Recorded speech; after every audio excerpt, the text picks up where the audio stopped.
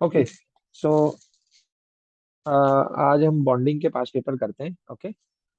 Bonding का theoretical portion. So question number 1 is oxygen exists as a diatomic molecule. Draw the dot and cross diagram for a molecule of oxygen. Show only the outer shell electrons.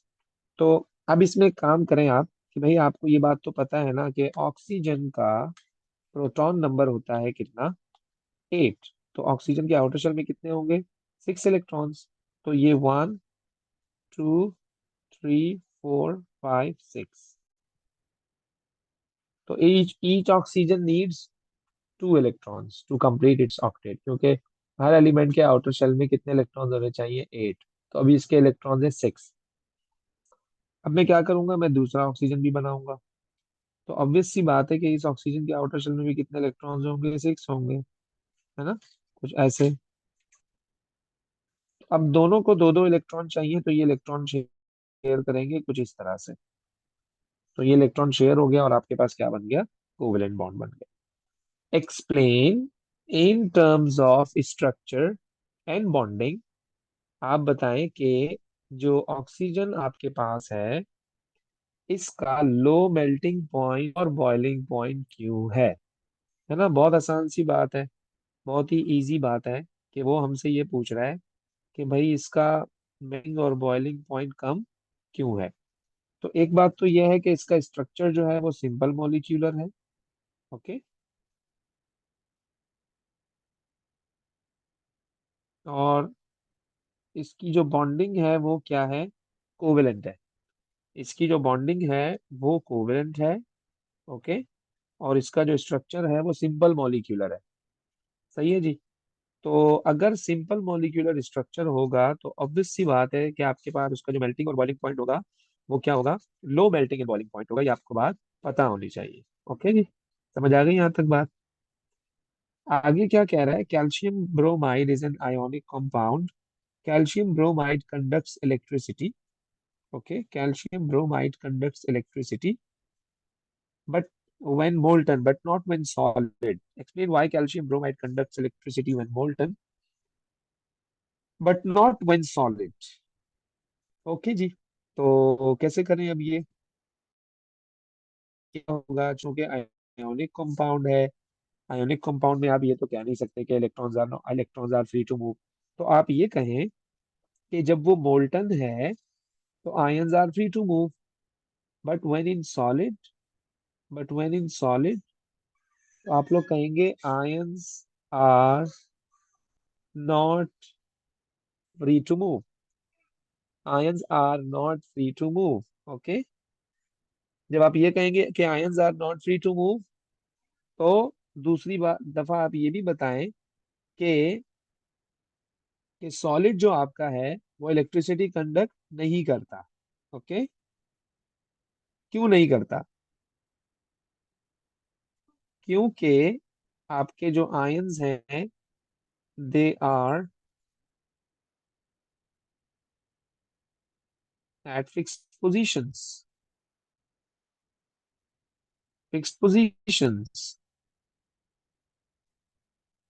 In a lattice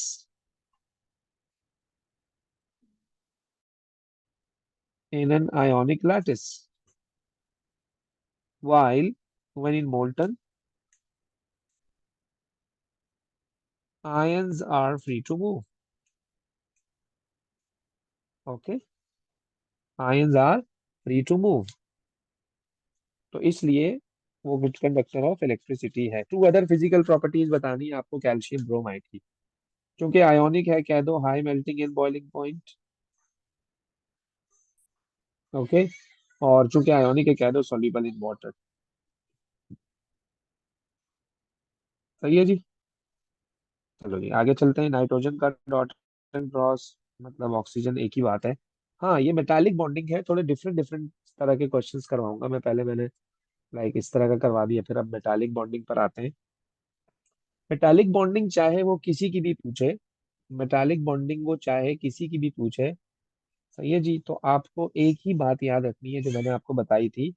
वो क्या कि जो आपका metallic bond होता है, जो आपकी metallic bonding होती है, बेसिकली ये क्या है कि electrostatic electrostatic force of attraction है इलेक्ट्रोस्टैटिक फोर्स ऑफ अट्रैक्शन है between between cation and C of ना करिए and C of C C of delocalized electrons. Okay, C of delocalized electrons. तो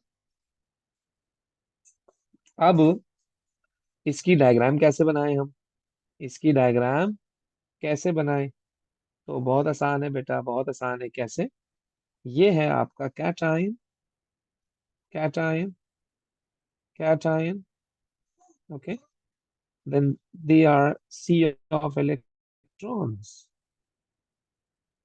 थोड़े से इलेक्ट्रॉन मुझे ऊपर बनाने चाहिए कुछ ऐसे करके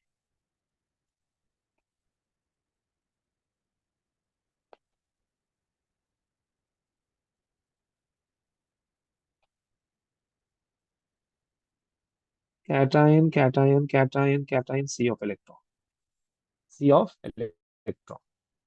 ओके जी तो इस तरह से आपको करना है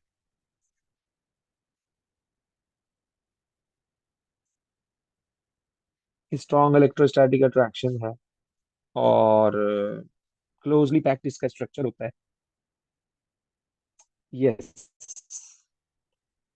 copper reacts with chlorine to make copper 2 chloride copper 2 chloride contains copper 2 plus and Cl minus ions and Cl minus ions तो अब क्या कह रहा है explain in terms of the movement of electrons how copper chloride is formed from copper atoms and chlorine molecule and chlorine molecule तो क्या करें भाई अब हम क्योंकि आयोनिक बॉन्ड है ऑब्वियस सी बात है कि मेटल इलेक्ट्रॉन लूज करेगा नॉन मेटल उस इलेक्ट्रॉन को गेन करेगा जब मेटल लूज करेगा तो उस पर पॉजिटिव चार्ज आएगा जब नॉन मेटल गेन करेगा तो उस पर नेगेटिव आएगा as a result of this फिर वो एक दूसरे को अट्रैक्ट कर लेंगे और आयोनिक कंपाउंड बन जाएगा okay so copper loses electron right copper loses electrons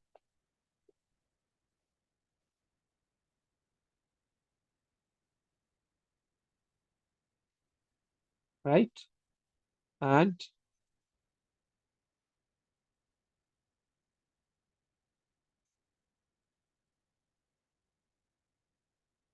chlorine gains electron so अब होगा क्या कि after losing or gaining electrons copper will form copper 2 plus ion and chlorine form Cl minus ion basically electron is transferred from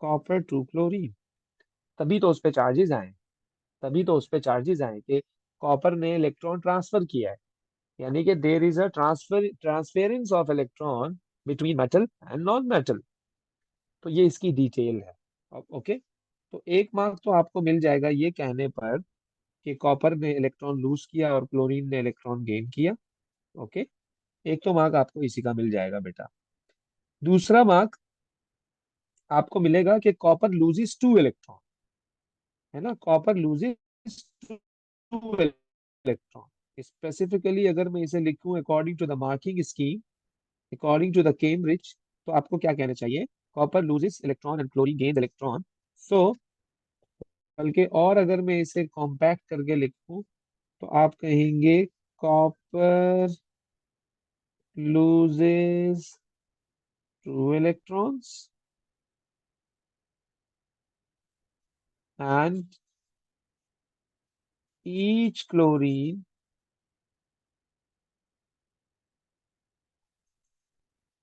gain one electron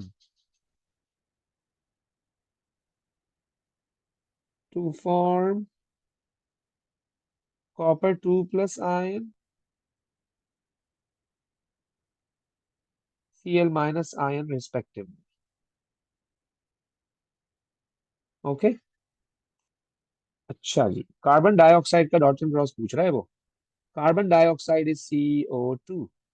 फॉर्मूले, basic फॉर्मूले आपको याद होने चाहिए। बेसिक फॉर्मूले आपको याद होने चाहिए, याद रखिएगा ये बात।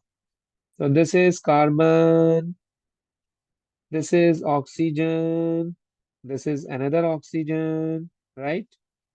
This is C. C has two electrons and two electrons, total four. Carbon का proton number is 6. Outer shell में 4 इलेक्ट्रॉन। ऑक्सीजन का proton number is 8। Outer shell में 6 इलेक्ट्रॉन्स। आउटर शेल में 6 इलेक्ट्रॉन्स। ऑक्सीजन के इलेक्ट्रॉन्स को मैंने cross कह दिया, कार्बन के इलेक्ट्रॉन को मैंने डॉट कह दिया। ऑक्सीजन नीड्स 2 इलेक्ट्रॉन, तो 2 इलेक्ट्रॉन इसने इसके साथ शेयर किए, इसको भी 2 इलेक्ट्रॉन चाहिए, इसने इसके साथ 2 इलेक्ट्रॉन शेयर किए। फाइनली आपके पास कार्बन डाइऑक्साइड का डॉट एंड क्रॉस डायग्राम बन गया। है ना, कितना सिंपल है ना, इजी है बिल्कुल यार। ओके, तो थोड़ा सा जायंट कोवेलेंट पे आ जाते हैं बेटा। आयोनिक का इसी तरह से क्वेश्चन आएगा, वो आपसे कोवेलेंट में भी इसी तरह से आएगा कि आपसे वो डॉट एंड क्रॉस बनवाएगा। मेटालिक भी मैंने आपको करवा दिया। तो अच्छा, कुछ इस तरह के भी क्वेश्चंस आपको देखने को मिलेंगे कि sulphur dioxide has a low melting point. Sulphur dioxide has a low melting point. तो कह रहे हैं suggest in terms of structure, suggest in terms of structure and bonding why sulfur dioxide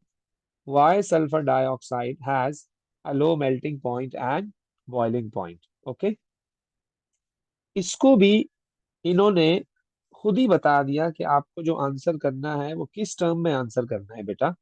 अगर आप गौर से देखें तो कह रहा है in terms of structure and bonding. Okay, तो अब मैं क्या कहूंगा कि भाई इसका स्ट्रक्चर क्या है, इसका स्ट्रक्चर क्या है। तो साफ साफ हमें नजर आ रहा है कि sulphur dioxide is SO2। Sulphur dioxide is SO2। एक मिनट रुकिएगा जरा, एप्पल पेंसिल चार्ट। तो स्ट्रक्चर इसका है, फॉर्मूला इसका है सल्फर डाइऑक्साइड SO2। तो चूंकि बेटा ये आपके पास है SO2 is covalently bonded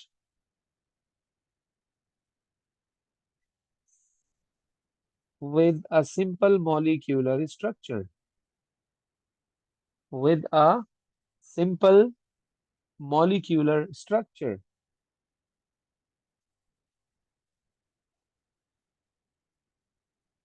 Okay, और सिंपल मॉलिक्यूलर स्ट्रक्चर में there is weak intermolecular weak intermolecular forces of attraction, forces of attraction which can easily be overcome with a temperature. So that's why they are having the low melting point and boiling point. इस तरह का कोई भी question आए तो आपको ऐसे ही करना है, चाहे वो कोई भी हो, चाहे वो कोई भी हो, लेकिन हो सिंपल मॉलिक्यूलर, ये याद रखिएगा। ओके, हो सिंपल मॉलिक्यूलर। देखो कितना रिपीटेड है, कितना रिपीटिंग पैटर्न है इसका। बार बार वही डॉट एंड क्रॉस, बार बार वही क्वेश्चंस आपके पास आ रहे हैं।